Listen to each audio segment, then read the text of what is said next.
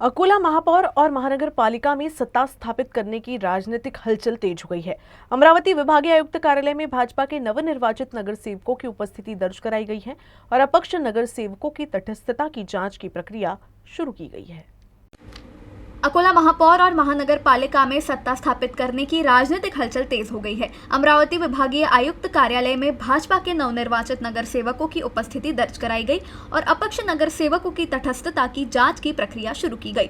अकोला महानगर पालिका में कुल 80 नगर सेवक हैं, जिनमें से 28 सीटें भाजपा ने जीतकर अपना शक्ति प्रदर्शन किया।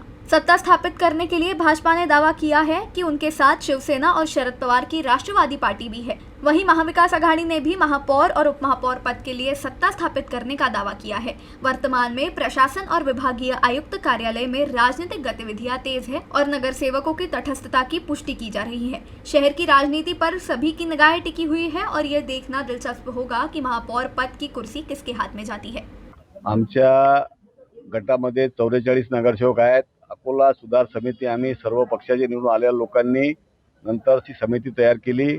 आमचा उद्देश केंद्रामध्ये सरकार आहे, राज्यामध्ये सरकार आहे, अकोला शहराचा विकास झाला पाहिजे या उद्देशाने इतर पक्षाच्या लोकांनी आम्हाला समर्थन केलेलं आहे। महाविकास आघाडीने सुद्धा दावा केला होता, सगळे पक्ष मिळून भाजपला सत्तेपासून दूर ठेवायचं होतं। राजकारणामध्ये प्रत्येकाला अधिकार आहे, राजकारणामध्ये प्रयत्न करण्याचा अधिकार आहे। त्यांनी तो प्रयत्न केला, त्यांना शुभेच्छा आहेत।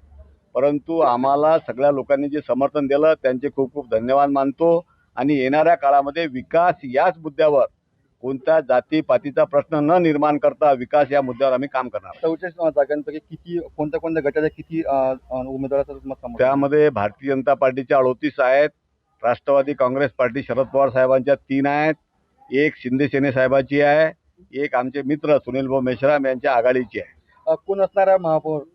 आमच्या महापौर शारदाताई खेडकर यांचं नाव डिक्लेअर झालेलं आहे।